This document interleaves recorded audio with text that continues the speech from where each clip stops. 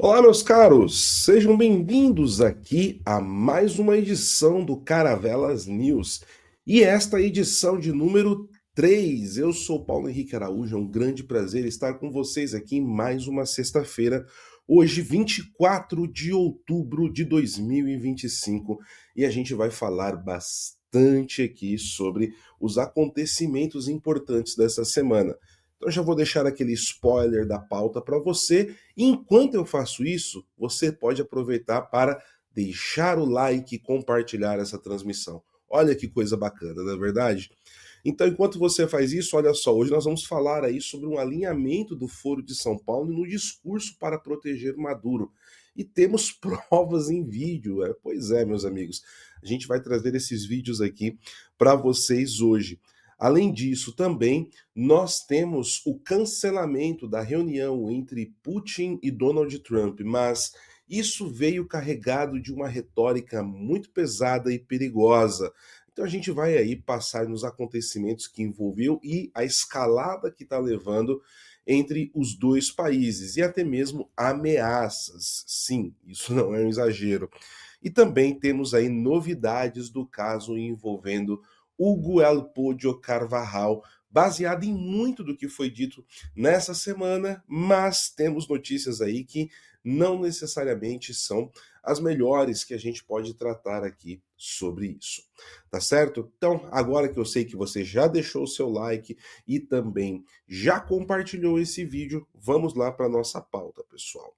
Bom, o que está acontecendo aí no caso que envolve, né, o Foro de São Paulo, como eu disse, e essa defesa a Nicolás Maduro? Bom, nós temos, como muitos de vocês já sabem, uma operação americana no Mar do Caribe, onde diversas embarcações ligadas ao cartel de Los Soles, principalmente, né, como o guarda-chuva do tráfico de drogas na região, que tem como Maduro o seu chefe e líder dessa organização, estão sendo aí bombardeadas, explodidas, e já passa do número de 12, tá? De 12 traficantes mortos. Até o momento, 2 sobreviveram e ficaram sob custódia americana e serão enviados à justiça de seus países de origem.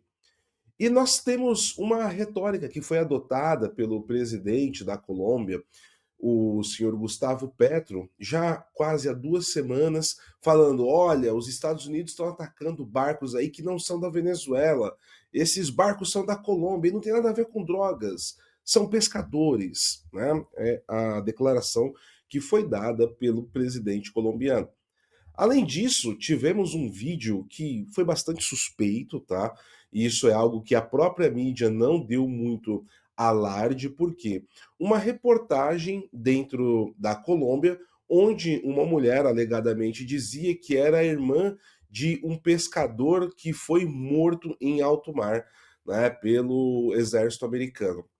E aí, quando a gente vai observar esse vídeo ele é um pouco estranho, porque a mulher está bastante calma para uma pessoa que acabou de perder o irmão, ainda mais em uma injustiça, e não tem ninguém do lado dela.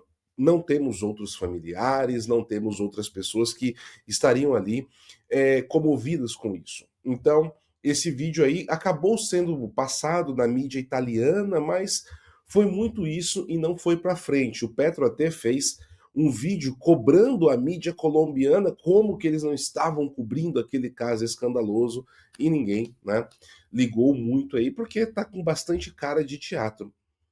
Porém, agora Gustavo Petro ontem fez um vídeo no mínimo interessante, pessoal, no mínimo interessante, e eu vou preparar para colocar aqui para vocês, porque ele vai mudar o discurso levemente, mas essa leveza que ele muda é assim assustadora até.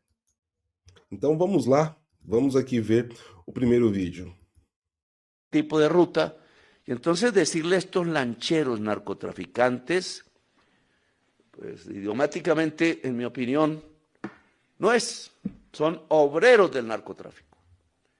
Igual que hay campesinos que terminan dándole insumos a través de la hoja de coca por un dinero y por su situación de pobreza, en el mundo del Caribe, de donde yo nací, entre otras, las carencias también son tan grandes que muchas personas dedicadas a la pesca y al uso de la lancha por fines turísticos y otros terminam prestándoles servicios al narcotráfico. Pois é, pessoal. Então, olha só a retórica aí do Gustavo Petro, né? Dos mesmos criadores de Os meninos só roubam celulares para tomar uma cervejinha, não é verdade? Porque aqui a gente pode até entender, né, a retórica que ele está querendo colocar, dando uma boa vontade de que, não, essas pessoas são pobres, coitados, que pela situação de pobreza estão trabalhando para o crime organizado, mas os verdadeiros traficantes, né, os grandes líderes não estão sendo presos por aí. Olha, quando você olha, até você pode dar um fundo de razão para o Gustavo Petro. Só que ele defende que o chefe dessa organização não é o chefe dessa organização, que é o senhor Nicolás Maduro, e chama isso de interferência à soberania, de um homem que usurpou o poder, prende os inimigos políticos, ou quem ele acredita que seja inimigo político, tortura, assassina, some com pessoas e, além disso, rouba eleições, né? Então, só para a gente ter uma noção de como a retórica do Gustavo Petro ela acaba não se sustentando. Mas, além disso, quem compartilha, né, ou pelo menos aí presta serviço para atividades criminosas, também são criminosos. Por isso que existe, né, a gravidade da pena e o seu papel dentro de um crime, né, dentro dos diversos processos independentes, né, de como funciona aí toda a questão criminal da Colômbia, da Venezuela, do Brasil, dos Estados Unidos, né? Cada país tem ali a sua estrutura de justiça que vai fazer uma palavra que está na moda agora, dosimetria da pena. Só para a gente ter uma noção. Então, né, não se sustenta muito o discurso do senhor Gustavo Petro, mas ele não é por acaso, pessoal. Olha que interessante. Nós temos aqui o vídeo de outro membro do Foro de São Paulo falando sobre o tema de forma muito parecida. Veja só. Eu, antes de falar, sabe, de julgar alguém, antes de punir alguém, eu tenho que julgar essa pessoa. Eu tenho que ter provas. Você não pode simplesmente dizer, sabe, que você vai invadir, que vai combater o narcotráfico na terra dos outros, sem levar em conta a Constituição dos outros países, a autodeterminação dos povos, sem levar em conta a soberania territorial de cada país. Porque se o mundo ficar uma terra sem lei, sem respeitabilidade, vai ficar muito difícil viver. Eu espero, se o presidente Trump quiser discutir esse assunto comigo, eu teria imenso prazer de discutir com ele assuntos. Imenso prazer. Sabe? Esse e outros assuntos. Porque, veja, o mundo não pode continuar nessa polarização, sabe, do bem contra o mal a vida inteira. Toda vez que a gente fala de combater as drogas, possivelmente fosse mais fácil a gente combater os nossos viciados internamente. Os usuários. Os usuários são responsáveis pelos traficantes, que são, sabe, vítimas dos usuários também. Ou seja, então você tem uma troca de gente que vende porque tem gente que compra, de gente que compra porque tem gente que vende. Então, é preciso que a gente tenha mais cuidado no combate à droga. No caso do Brasil, nós estamos com uma frente da Polícia Federal, que envolve polícias estaduais, que nós queremos combater o tráfico de droga, o narcotráfico, o tráfico de armas, sabe? Porque o contrabando. Mas isso é preciso que a gente trabalhe em harmonia com os países. É muito melhor os Estados Unidos se dispor a conversar com a polícia dos outros países, com o Ministério da Justiça de cada país, para a gente fazer uma coisa conjunta. Pois é, meus amigos, olha que coisa interessante, né? Acho que o melhor de tudo foi a frase de efeito aqui do Lula. Os traficantes de drogas são vítimas dos usuários. Meu Deus do céu! Olha, tá aí o presidente da República Federativa do Brasil, né? Para quem já teve, né, grandes nomes aí na nossa história, para a gente ouvir uma coisa dessa, né? Os traficantes de drogas são vítimas dos usuários. E é muito engraçado, né, o que o Lula fala. Não, você tem que tratar os usuários de drogas dentro do seu país. Bom, pessoal, isso aqui é muito interessante, porque eu me lembrei de uma passagem que tem no meu livro, né? Eu escrevi um livro sobre o Foro de São Paulo, aqui, o Foro de São Paulo e a Pátria Grande, e nesse livro tem uma passagem do Hugo Chávez que queria começar a patrocinar as operações das Farc, mas se incomodava com a questão do tráfico de drogas. E ele foi convencido por ninguém mais, ninguém menos que Fidel Castro, que disse: não, o tráfico de drogas vai ser excelente, porque ele envenena, né, a população do nosso inimigo, faz ele ter diversos gastos com a fronteira, com o combate às drogas e, acima de tudo, né, com a questão de saúde, enfraquecendo ele e causando problemas, né? E foi assim que o Fidel convenceu o Hugo Chávez. E a gente vê, né, essa falácia sendo utilizada nesse discurso mole do senhor Luiz Inácio Lula da Silva, que quando a gente olha num aspecto maior, ele também está aí coadunado com o do Gustavo Petro. Mas, pessoal, isso não é tudo, tá? Porque a gente vai desmascarando, deixando essa gente falar. É só deixar eles falarem.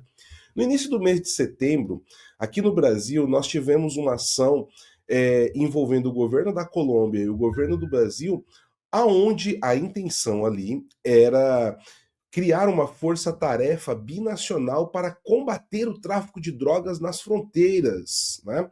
Olha só que coisa interessante. E o Gustavo Petro foi o segundo a falar. Então, primeiro lançaram o programa, aquela coisa maravilhosa, propaganda, vamos combater as drogas, somos todos juntos, unidos de mãos dadas. Aí veio o Lula, falou da retórica dele. E depois veio o Gustavo Petro. E eu vou deixar o seguinte, pessoal, assistam esse vídeo, reparem na expressão dos membros do PT que estão sentados, tá? Enquanto ouvem ali o Gustavo Petro. É algo assim surreal. Vale lembrar que o Petro é usuário declarado de cocaína, tá bom? Ele tem aí uma dependência e fala que isso não tem problema nenhum porque ele é um revolucionário. Veja só. Amanhã, se a cocaína fosse legalizada no mundo, não haveria essa destruição da selva amazônica. Esse é um tema de discussão. A América Latina também deveria discutir sem temor, sem constrangimento, sem vergonha de discutir, porque é como se nós fôssemos criminosos e estamos agachando a cabeça para uma política feita em Nova York, uma política fracassada. Qual é a demonstração do fracasso? Os gringos agora estão usando o fentanil e morrem aos milhares, e quando era cocaína morriam muito menos, e quando era maconha menos ainda. E quantas pessoas morreu na América Latina, começando pela Colômbia, porque legalizaram a maconha e que agora ela é usada nas ruas, por exemplo.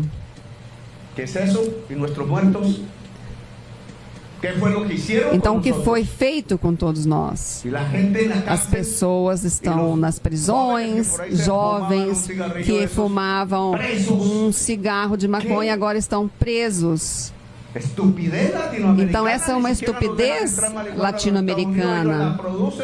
Essa maconha era produzida e agora ela é colocado imposto sobre ela e ela é utilizada nas ruas. E agora há coisas piores, que a maconha, por exemplo, o álcool, o alcoolismo. Então, eu não sei, há muitas ideias.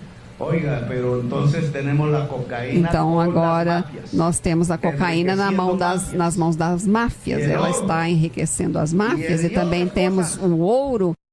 Então nós vimos aí, né, o senhor Gustavo Petro, né, fazendo toda a defesa de todos os tipos de drogas possíveis em um evento para combater as drogas. Ou seja, eu estou aqui forçado porque eu não queria estar aqui, porque eu defendo que as drogas devem ser aí permitidas. E ele vai falando, porque na verdade ele está fazendo ali todo um discurso para defender, né, a legalização das drogas, como um bom usuário, né, como todo usuário faz. Gustavo Petro também está fazendo. Bom, pessoal, mas passando aqui para a nossa próxima pauta, nós tivemos essa semana o cancelamento da reunião que aconteceria na semana que vem entre Vladimir Putin e Donald Trump. Bom, isso começou com uma ligação entre Donald Trump e Vladimir Putin na semana passada, que durou 2 horas e meia.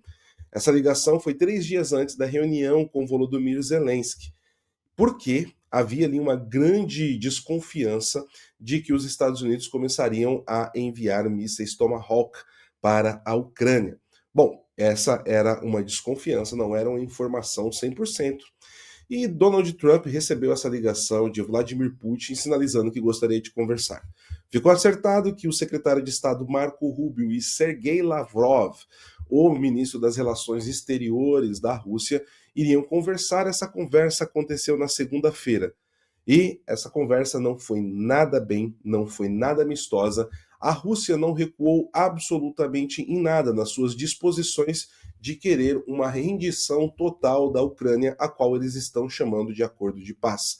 Dentre elas, que a Ucrânia tenha limitações militares, não receba armas nem treinamentos de outros países, principalmente da OTAN, e acima de tudo, tá, que a Ucrânia não tenha a liberdade de decidir o seu destino, de a quais alianças eles poderiam fazer parte ou não.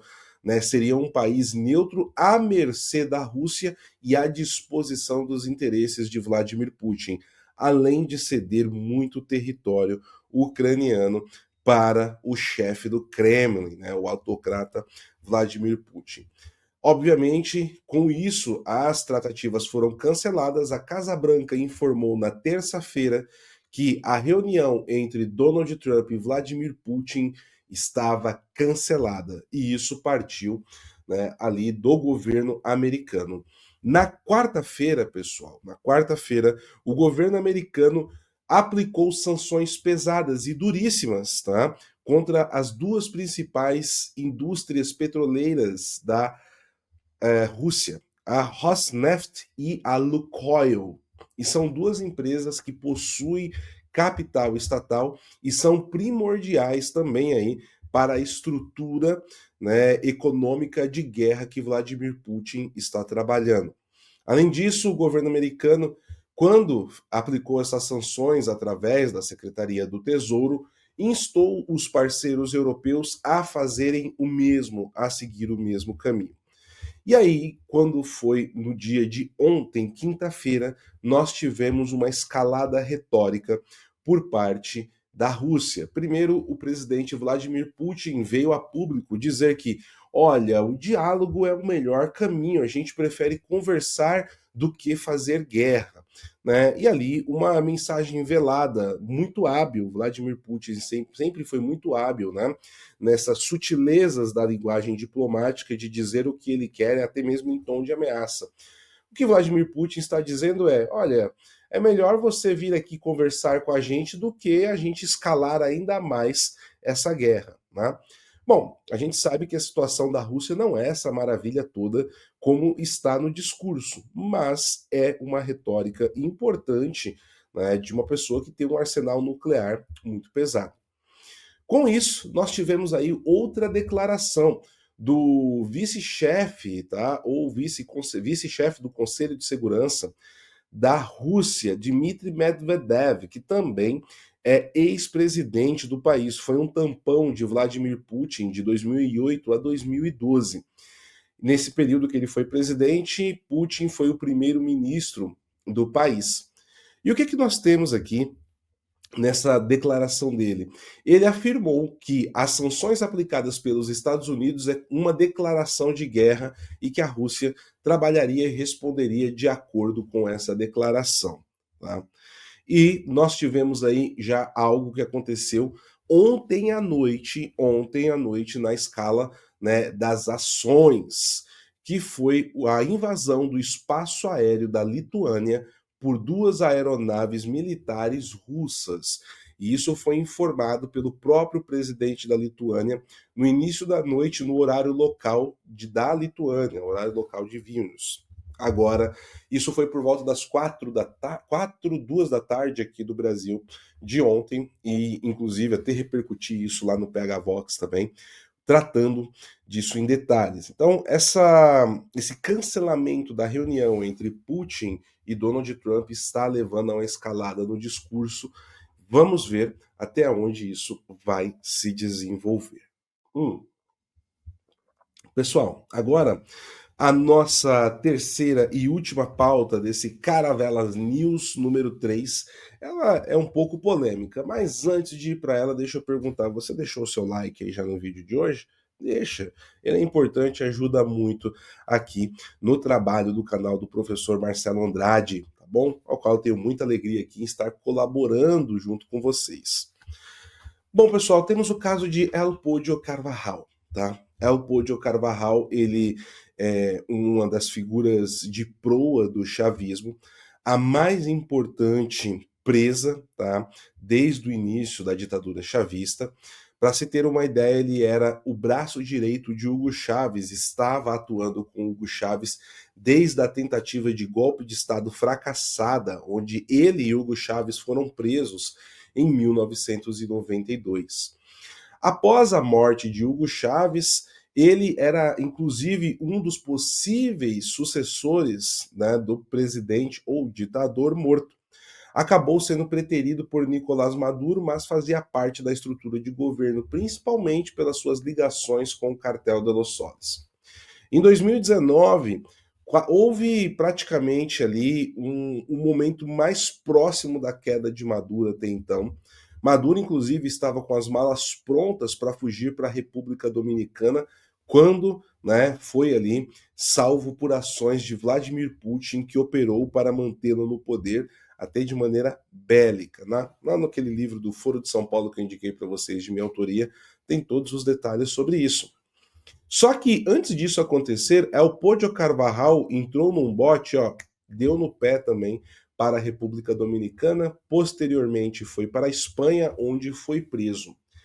Bom, e ele agora já foi extraditado, tem uma história longa por trás disso, eu vou encurtar aqui. Ele foi extraditado para os Estados Unidos em 2023, tá? Alguns anos depois da sua prisão na Espanha. E agora ele está sob custódia, a sua pena seria anunciada no dia 29 de outubro desse mês, só que foi alterada para o dia 19 de novembro. E nós tivemos uma informação que saiu na semana passada e que gerou aí bastante alarido, inclusive eu mesmo cheguei a tratar dessa questão, falando de que, dando conta, na verdade, de que Elpidio Carvajal teria implicado financiamento de campanha de Luiz Inácio Lula da Silva, Cristina Kirchner, Evo Morales, entre outros, na justiça americana, tá? E isso gerou um debate grande, não somente no Brasil, como na América Latina. Muitos veículos aqui, principalmente os mais ligados à direita, né, os pequenos, os grandes, fizeram reportagens sobre isso. Até mesmo Javier Milei tratou desse tema, tá, pessoal? E só que ao longo dos dias nós começamos a perceber lá no PH Vox que havia algumas inconsistências no que estava surgindo de informação. Por exemplo, a informação de que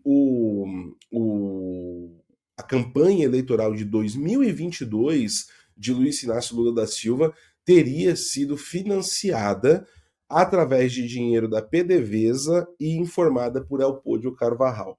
Bom, pessoal, isso eu já adianto para vocês que se aconteceu, tá? Se a gente colocar numa possibilidade de que isso aconteceu, Elpidio Carvajal não teria como provar isso, né? E a gente sabe que na justiça tudo precisa de provas, porque ele abandonou o governo venezuelano em fevereiro de 2019, né?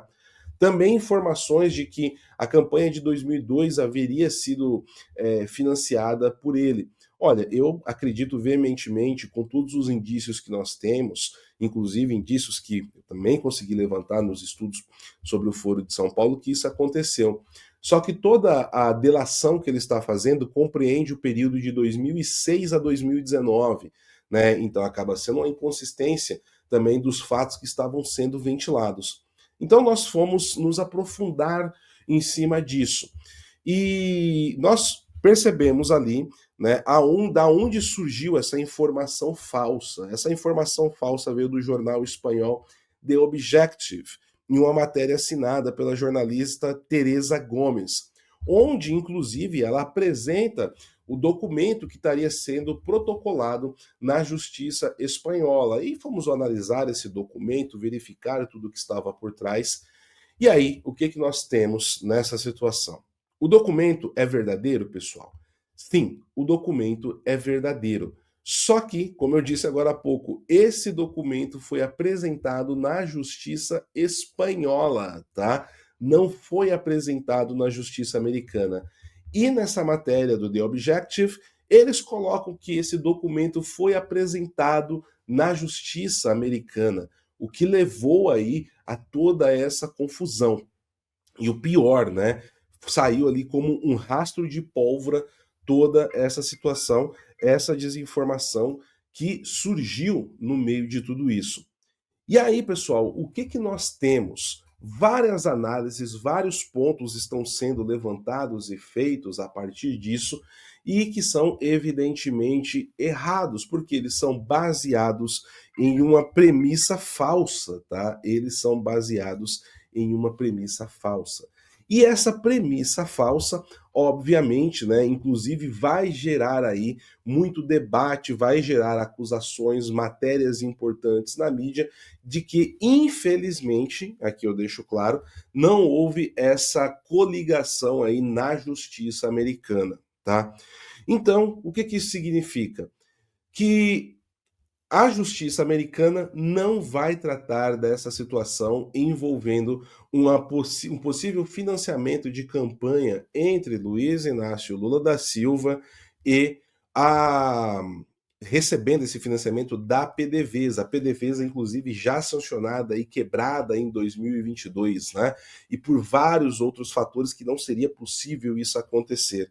Então, é uma notícia que não é muito boa, muitas pessoas estão bastante decepcionadas, né, quando a gente está tratando disso desde a quarta-feira, mas nós temos aí, infelizmente, que lidar, tá, com a realidade. E a realidade é essa. E o dever jornalístico é sempre tratar em cima dos fatos. É claro que houve esse financiamento em eleições passadas envolvendo o PT, não somente da Venezuela. Há indícios até de que dinheiro da Líbia, de Muammar al-Gaddafi, tem entrado também em campanhas anteriores. Há vários indícios sobre isso, mas, inclusive, são crimes que estão prescritos, tá? Porém, Hugo Carvajal deu informações muito importantes que ligam toda a operação, né, de células terroristas como o Hamas e o Hezbollah operando aqui na região e que também está sendo alvo de investigação. Então, essa informação que envolve o governo brasileiro, ela é falsa, apesar de ter sido verdadeira na justiça espanhola. Mas veja só, a justiça espanhola classificou que as provas apresentadas por ele não eram suficientes e descartaram o caso. Particularmente, eu acredito que a justiça espanhola fez isso porque queria se livrar do Carvajal logo e mandá-lo extraditado para os Estados Unidos. Então, pessoal, para deixar bem claro aqui, a informação de que Hugo Carvajal ligou Luiz Inácio Lula da Silva a negócios e negociatas, tá? Crimes eleitorais, entre outras coisas, na justiça americana é falsa. Qualquer análise proveniente disso, infelizmente, está fadada ao fracasso, porque ela é baseada em uma premissa falsa, tá certo?